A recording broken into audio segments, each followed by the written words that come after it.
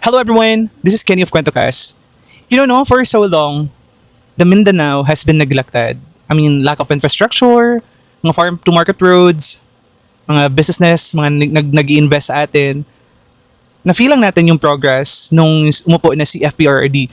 That's the reason why nakakatuwa, nakaka-happy that there are politicians or leaders that supposedly representing Mindanao. So that we will be also able to experience no mga experience right now sa Manila. Especially, lalo na din sa Metro Cebu. Kasi for so long, yung mga leaders na, lalo na yung mga presidente, whether you like it or not, or admit it or not, Manila-centric talaga sila, halos lahat ng mga budget. And for the Mindanaoan, matagal tayong umaasa na umahon. And up until today, sad to say, masasabi ko, wala pa tayo sa halos kalahati ng progress, kagaya ng natatamasa ng other highly urbanized cities or, Luzon and Visayas. Kaya nakaka-happy as a Mindanaoan at pinuboto talaga natin any leaders, potential politicians na from Mindanao so that may representation tayo doon sa national. Ipaglaban naman tayo, di ba? For us to progress din. Kahit hindi nga lang maging Metro Manila or Metro Cebu, at least, di ba? More jobs yung mga tao sa Mindanao, hindi na kailangan pumunta ng Visayas or Luzon para magtrabaho. Enough na magka-income naman tayo.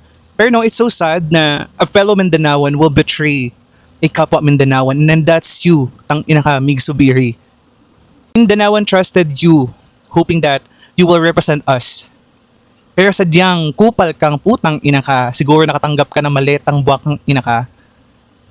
Kaya ngayon, tingnan mo, magbago ang ihip ng hangin. Para kang linta dati, sumisip-sip sa mga Duterte. And right now, because yung hindi yung panahon or yung pagkakataon is not going, hindi pabor sa Duterte at mga kalyado niya. So lipat ka. Akala ko ba pag Mindanaoan walang iwanan?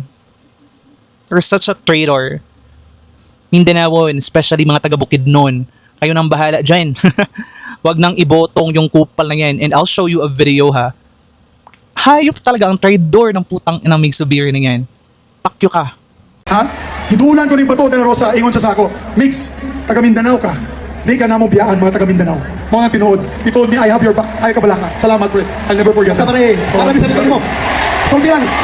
Salamat kayo. Taga Mindanao, di na mo atras pre, di mo atras. Salamat. Kamu doa ni Bongo. Salamat pare. Thank you. So pagpaka na to, balik si Senator Bato de la Rosa. Bato.